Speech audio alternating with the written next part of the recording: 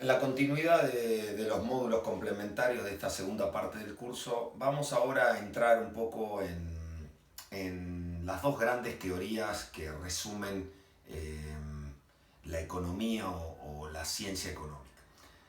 Básicamente tenemos por un lado las teorías macroeconómicas, las teorías microeconómicas. Recordemos que las teorías micro tienen que ver con entender modelos que comprendan la decisión, la toma de decisiones individual, ¿no? De los individuos. En este caso son los agentes familias o las empresas, pero siempre relacionadas con cuánto producir, cuánto comprar, qué consumir, qué precio pagar, cuestiones relacionadas con esas decisiones individuales. En cambio, la macroeconomía ya nos mete en otras cuestiones de agregados o variables más generales, como pueden ser el desempleo, el nivel de inflación, el producto bruto de un sistema, la tasa de interés, la inversión, o sea, cuestiones más de decisiones o de relaciones con variables generales. Bien, comenzando entonces, para entender un poco y entrando por la microeconomía digamos, de lo particular a lo general, nosotros la teoría microeconómica la encaramos desde el punto de vista básico de dos lados. Teoría del consumo, teoría de la demanda, o teoría de la producción, teoría de la oferta, de la firma, por el lado de las empresas. Entonces tenemos tratar de entender cómo toman decisiones los consumidores, tratar de entender, por otro lado, cómo toman decisiones las empresas o la producción. Bien, la teoría del consumo, la teoría micro, teoría microeconómica del consumo o del consumidor, se refiere más que nada a una teoría del valor. ¿Por qué? Porque el enfoque clásico, marginalista, el cual comenzó ya hace muchos años y que fue migrando hacia las decisiones marginales o el valor marginal de las decisiones, esto más que nada apoyados sobre el enfoque austríaco que la economía tomó en los últimos 50, 60 años, nos muestra que detrás de la teoría del consumo lo que hay es una teoría del valor. Es el consumo, es la demanda la que le da el valor a los bienes. Después vamos a ver cómo esto se complementa con quién le da el precio. Pero entender la teoría del valor es tratar de encontrar cómo toman decisiones los consumidores y qué tienen en cuenta para tomar esas decisiones. Es entrar más que nada a la parte más artística y menos científica del modelo de decisión individual del lado del consumidor, que es subjetivo. Acá entramos a tratar de entender que todos los seres humanos son distintos, pero tenemos que forzarlo al modelo a generar alguna generalidad, valga la redundancia. Entonces, no queda otra que entender que el consumidor elige en relación a algunas variables subjetivas y objetivas. Por el lado de las variables subjetivas, lo que se tiene en cuenta es necesariamente los gustos y las preferencias del consumidor. Y acá hay un orden muy subjetivo de a qué cada uno le da una valoración. Un ejemplo, yo estoy dispuesto a pagar quizás una entrada para ir a ver a los Lakers, un partido de básquet, muy cara. Y no estoy dispuesto a pagar ni la mitad o mucho menos por una entrada de fútbol. Y viceversa cualquiera de ustedes. Entonces, ahí el valor que le da cada uno a cada uno de los bienes que está dispuesto a consumir es personal. Y si encima le agrego que estoy dispuesto a darle valor a unidades más de consumo, como por ejemplo al segundo partido del básquet, al cuarto partido de los Lakers, al octavo partido de los Lakers, ya vamos a ver que es probable, como dice la teoría marginal, los marginalistas, que a medida que uno consume más de un bien, su utilidad general como función agregada aumenta, pero aumenta decrecientemente. Esa es la teoría marginal del valor que encuentra que podemos darle una valoración ordinaria a los gustos y a las preferencias de un bien, y a medida que más consumimos de ese bien, el valor marginal tiende a decrecer, de esta forma, hasta que un momento quizás se hace paralelo al eje, su derivada es cero, perdón, es un punto crítico, porque parecería ser que a partir de ahí un consumo mayor de ese bien directamente no agrega utilidad. Y ni les digo si comienza una fase decreciente, una primer derivada negativa, quiere decir que ese bien se convierta en un mal. Nunca se preguntaron por qué se le llaman bienes en la economía, los bienes, los bienes. Bienes porque viene de la palabra bien, en realidad bien porque deriva utilidad positiva a su consumo. A medida que más consumo de un bien, la utilidad, perdón, la variación marginal, acá vamos a poner la utilidad marginal, crece. Entonces, consumir de ese bien me agrega utilidad, me agrega placer, bienestar, satisfacción. Cuanto más consumo, más utilidad, pero de manera decreciente, me dice la teoría de la utilidad marginal. Ahora, si esto, por ejemplo, fuera el consumo de, no sé, de un alimento, no sé, pizzas, o vamos a suponer de un Fernet. Entonces, los primeros Fernet me agregan un montón de utilidad, me encanta disfrutarlo. Pero a medida que más Fernet tomo, menor nivel de utilidad. Quizás ya no lo disfruto tanto porque no agrega la misma utilidad que la unidad anterior o el vaso anterior de Fernet. Y ni hablar cuando ya llegó un punto donde ya no me entra más un Fernet, que quizás el próximo Fernet directamente me da lo mismo tomarlo, no me agrega utilidad. Y ni les digo el Fernet más uno, ese que uno dice, no, tendría que haber tomado aquel trago que me detonó. Bueno, sería ese donde la utilidad pasa a ser negativa, donde esa unidad marginal me cae la utilidad general. Y bueno, ya otros más ya iríamos directamente a la descompostura y ya algunos sabemos lo que ocurre cuando nos pasamos de vasos de Fernet o de la bebida alcohólica que sea. Eso por el lado del organismo. Hay otra parte donde, bueno, hay cierta satisfacción en ese consumo que es bienvenida. Pero creo que acá estamos de acuerdo donde hay un vaso límite, ese vaso marginal que no tendría que haber tomado. Le decimos marginal porque es el que me lleva a que un bien se convierta en un mal. Cuando un bien deja de tener pendiente positiva en la utilidad marginal para tener una pendiente negativa o cambiar su primera derivada de signo, decimos que ese bien se convierte en un mal. Otro ejemplo, no sé, a mí yo odio la mayonesa. Para mí la mayonesa es un mal, no es un bien. Por ende, yo no estoy dispuesto a sacrificar nada por consumir mayonesa. Es más, para mí la mayonesa directamente tiene una utilidad marginal negativa. A medida que más consumo, peor para mí en mi satisfacción. Y cuando un bien se convierte en un mal porque tiene utilidad negativa, cuando su pendiente va hacia abajo, cuando consumir me genera cada vez menos utilidad en el consumo, decimos que ese bien es un mal. Y quizás estaría yo dispuesto no a pagar un precio, sino a recibir un precio o un subsidio.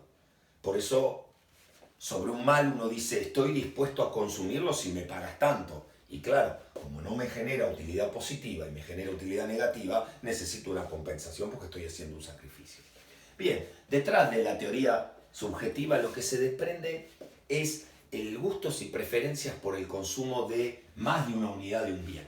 Y entre bienes, un efecto donde hay siempre un costo de oportunidad porque en función de mis preferencias estoy dispuesto a relegar el consumo de otra cosa por el consumo de esta. Y en función de esas diferencias y ese costo de oportunidad, yo elijo y asigno de alguna forma mis orden de preferencia. Y el costo de oportunidad justamente pasa a ser lo que estoy dispuesto a dejar de consumir de un bien por consumir del otro. En el caso del mismo bien, a medida que más consumo, mi utilidad crece, pero de manera decreciente. Esto es lo que la teoría de la utilidad marginal nos ha ido enseñando. Pero bueno, por otro lado tengo una parte objetiva. Recién les decía, la parte subjetiva son las preferencias. Que esto se genera acá, una función, ¿no? Una función de utilidad, donde la función de utilidad justamente tiene que ver con el consumo de un bien o de más de un bien. Entonces es una función multidimensional, porque yo consumo más de un bien. Consumo dos, consumo miles. Es una función compleja.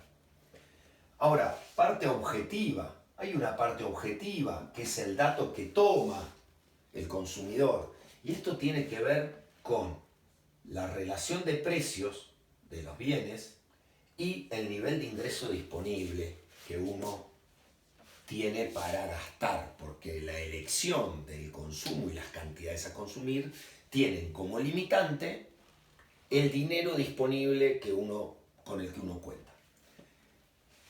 Y la elección de qué bienes o qué cantidad de un mismo bien voy a consumir tiene mucho que ver con la relación de precios. Es la parte objetiva, es la señal que yo recibo.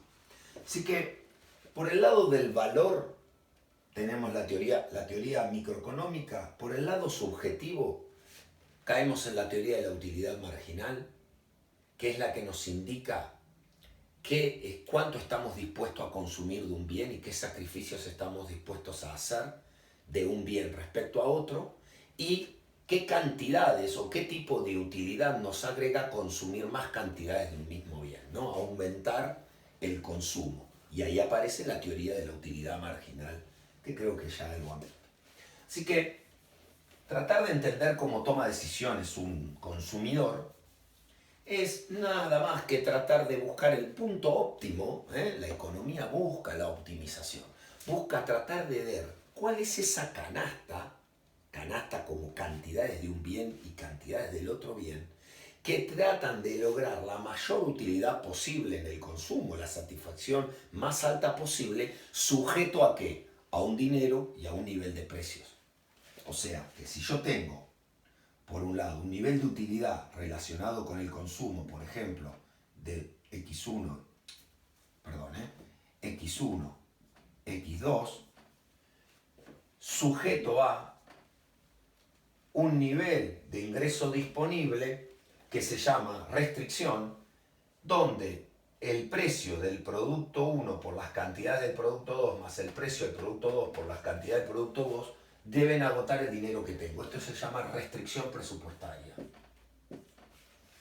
Y esto es lo que muchas veces los argentinos nos queremos saltar. Todos los seres humanos nos queremos saltar. Porque saltar la restricción, ¿qué es? Saltar por encima de nuestro ingreso disponible. ¿Cómo puedes aumentar tu ingreso disponible?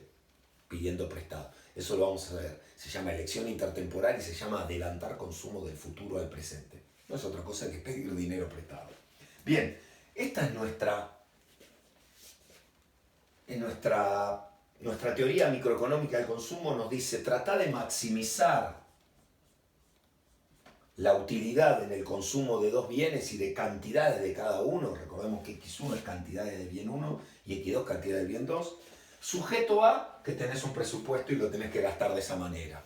La relación de precios, P1 sobre P2, nos va a permitir decir qué sacrificio hacemos por uno en función del otro cuando resignamos consumo de uno y de otro. Si un bien es mucho más caro que el otro, ya sabemos que hay un incentivo a consumir el más barato. Y si encima me gusta más el más barato, en la parte de la utilidad, la función de preferencia me dice el más barato te gusta más que el más caro, bienvenido, ¿no? Es como si yo supiera que ver a los Lakers, para mí, tiene mucho menor precio la entrada que la entrada a ver, por ejemplo, al Barcelona, que a mí el fútbol podría ser que no me guste. Entonces, bienvenido si es más barata. O sea, hay una relación y voy a poder maximizar utilidad.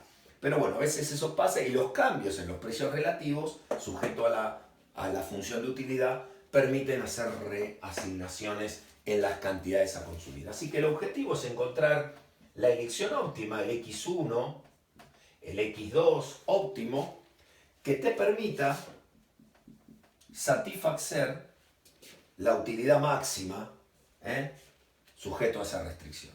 Y de eso se encarga la teoría microeconómica del consumo. Bueno, por ahí habrán visto que tenemos función de utilidad. En esta es una función de 3 dimensiones, porque tenemos una utilidad y tenemos el consumo de un bien, y la utilidad crece a medida que decrecientemente, pero también tenemos X2, y también X2, cuando más consumo, mayor es la utilidad. Y acá tenemos un problema de 3 dimensiones que no lo podemos graficar en el plano, digamos, de 2 dimensiones. Pero bueno, por ahí habrán visto que para solucionar este problema de 3 dimensiones, lo que se hace es suponer un nivel de utilidad y tratar de encontrar una relación de sustitución entre x1 y x2 que maneja el mismo nivel de utilidad. Por ejemplo, para un nivel de utilidad, yo puedo consumir mucho de x1 y poco de x2, o mucho de x2 y de x1, y tener el mismo nivel de utilidad. Esto se conoce como curva de indiferencia. Son todos esos puntos donde el nivel de utilidad es el mismo, nada más que lo que hago es cambiar el nivel o la combinación de cantidad de consumo de cada uno de los bienes. Y cuanto más me muevo hacia arriba, mayor nivel de utilidad. Eso me lo va a dar la posibilidad de tener por ahí mayor dinero para consumir más cantidad de bienes. Esto sale de una forma de 3 dimensiones donde la función de utilidad en relación a 2 variables, x1 y x2, es como una campana, ¿no? Si uno la pudiera ver en el zócalo, vería como una especie de campana que va llegando a un punto máximo donde se entiende que se satura el nivel de utilidad. Bien, esto como para repasar y entender un poco de qué se trata la teoría de la maximización, y que como todo máximo va a tratar de usar la primera derivada, que es aquella donde se encuentra que la primera derivada es 0, entonces quiere decir que estamos ante un máximo. Después tratar de encontrar que la segunda derivada sea menor que 0 para que se asegure un máximo, y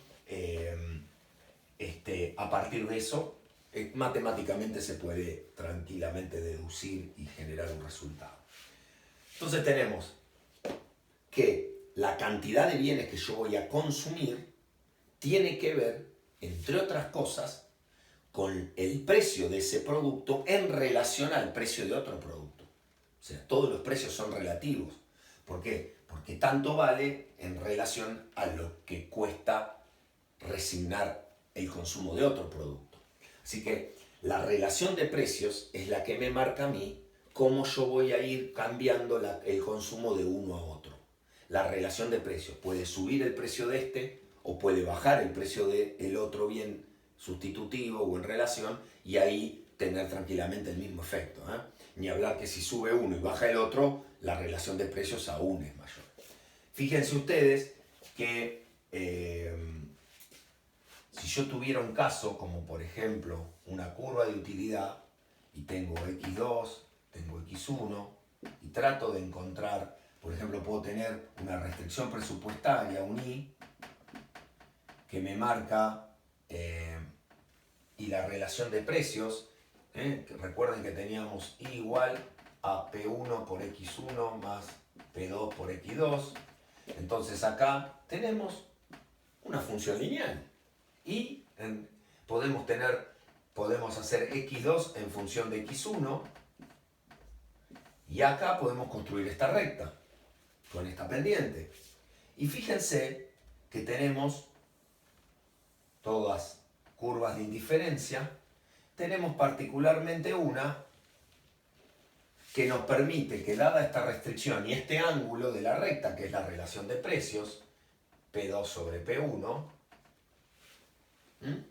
la relación de precios va a dar eso, si quieren lo pueden deducir de acá, despejando X2 en función de X1, esa relación de precios me va a permitir, es P1 sobre P2. Esa relación de precios me va a permitir a mí ver la inclinación. Y voy a tratar de buscar el punto tangente con la máxima función de utilidad posible. ¿Por qué? Porque este punto es alcanzable y este punto también. Pero me estoy perdiendo de consumir una canasta diferente, una combinación distinta, y alcanzar una curva de indiferencia más alta que me da más utilidad. Esta es la máxima que puedo alcanzar. Entonces este nivel de X2 y de X1, las cantidades de ambos bienes que voy a consumir, son las óptimas, es la mejor elección posible porque me permite maximizar mi utilidad en relación al dinero disponible que tengo y a la relación de precios entre ambos bienes. Si ahora esta relación cambia y se hace así, porque por ejemplo aumenta el nivel de precios 2 o cae el nivel de precios 1, o lo que decimos cae el nivel de precios relativos, se hace más plana la curva, fíjense que ahora el punto tangente probablemente conduzca a un lugar por acá. Es la máxima función de utilidad y ahora la elección óptima va a ser más de x1 y menos de x2 porque el que se encareció fue x2. Así que bueno, cambiando la relación de precios, yo construyo lo que después vamos a ver en la próxima clase, que es la curva de demanda, donde hay una relación entre la cantidad demandada, x1 y el precio de 1, o x2 y el precio de 2, o sea, propio precio. Pero fíjense que a medida que se altera la relación de precios entre ambos bienes, aparece una distinta inclinación en esa recta y me permite alcanzar un nivel o una curva de indiferencia o un punto combinado diferente para tratar de mantener el nivel de utilidad. Así que tenemos dos cuestiones. Primero, un tema de alcanzar el mayor nivel de utilidad que se da en el caso de la recta tangente. Y la recta tangente, o sea, el punto que contiene la función de utilidad a la curva de preferencias con la recta, es este punto donde acá estamos optimizando como consumidores y maximizando la utilidad.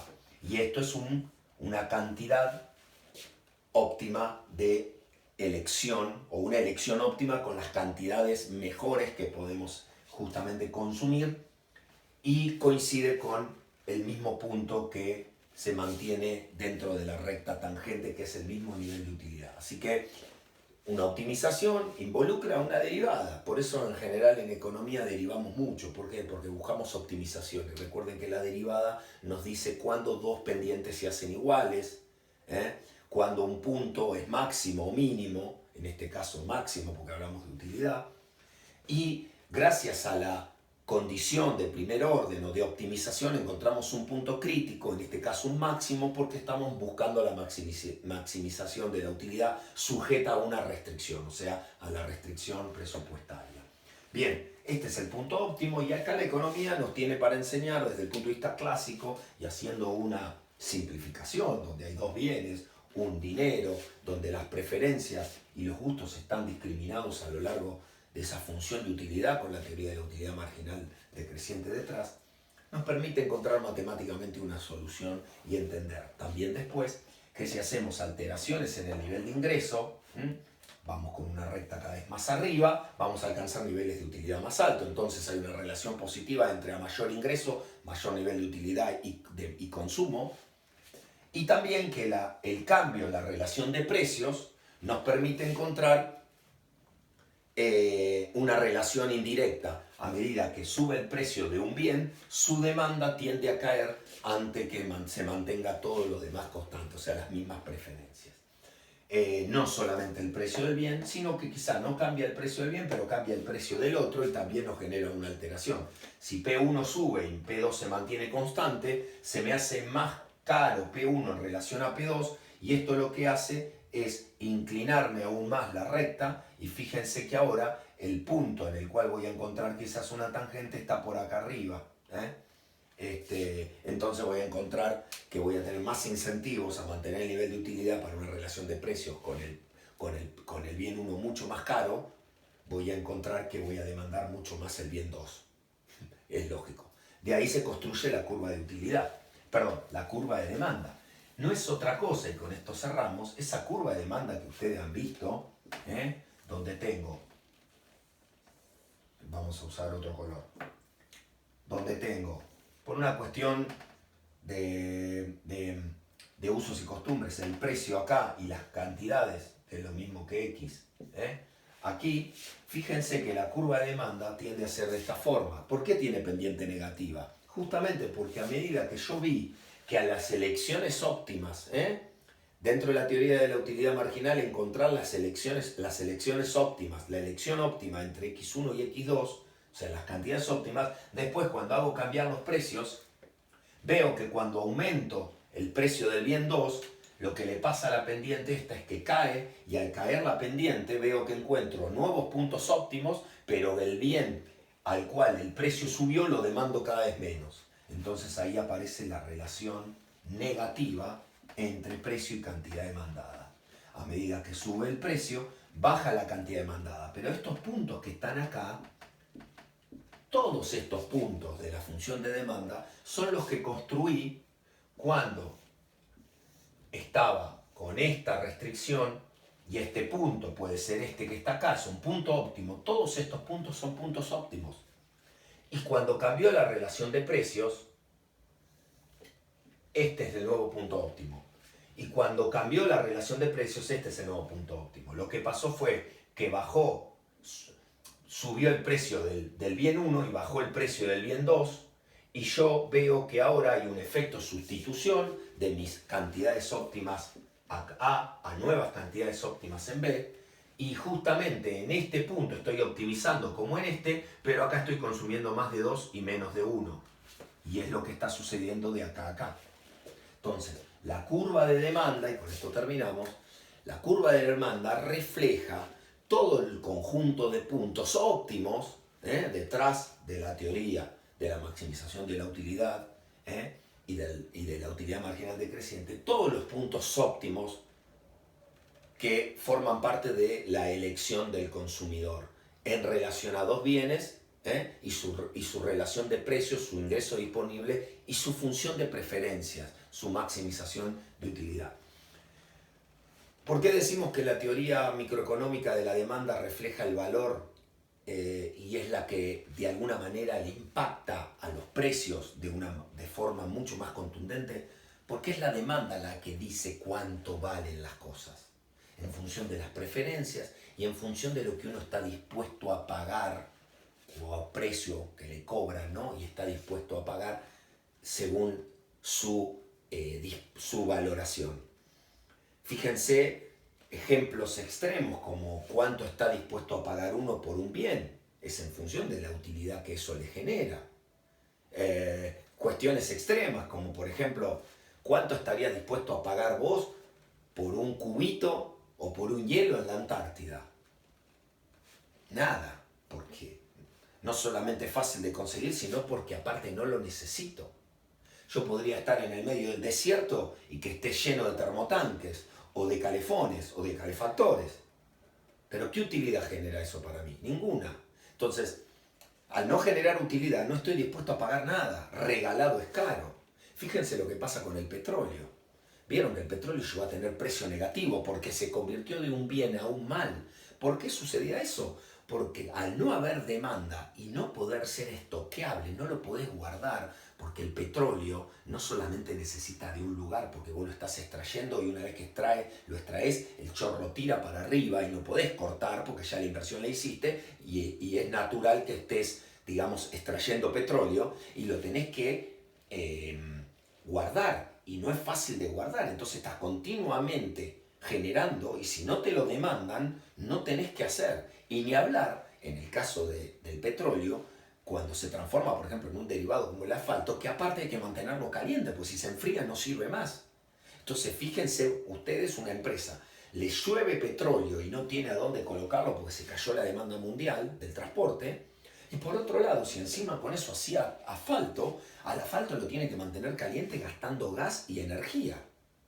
Si no se lo demandan, está dispuesta a regalarlo. No a regalarlo, a pagar porque alguien se lo lleve. ¿Pero por qué eso? Porque el bien se convirtió en un mal. Porque al no demandarlo, el que no lo necesita no está dispuesto a comprarlo.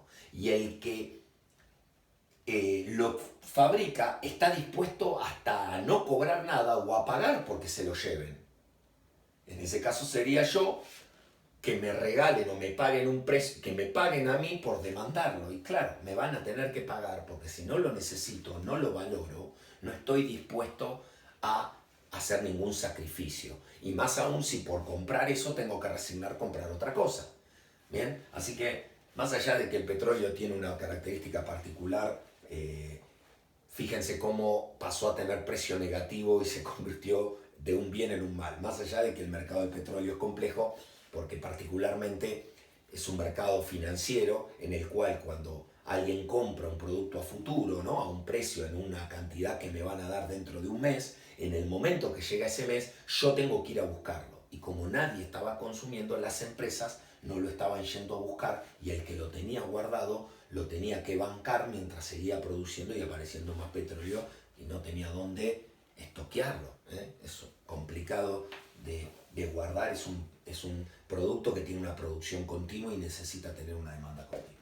Bien, con esto terminamos la clase que tiene que ver con el enfoque, digamos, de la elección del consumidor, la teoría micro de la elección del consumidor. Después vamos a abordar la parte, digamos, donde el turismo agrega como alguna particularidad, lo vamos a ver en el otro módulo, una particularidad en la elección esta del consumo. Esta es la teoría micro, clásica, simple, de enfocar cómo un consumidor toma decisiones. Después vamos a tratar de ver cómo esto se altera y se complica un poco y entender al consumidor como un turista y ver qué cosas tiene en cuenta y qué supuestos se levantan de acá para ver si eso se aproxima a definir o a conceptualizar a un consumidor turista.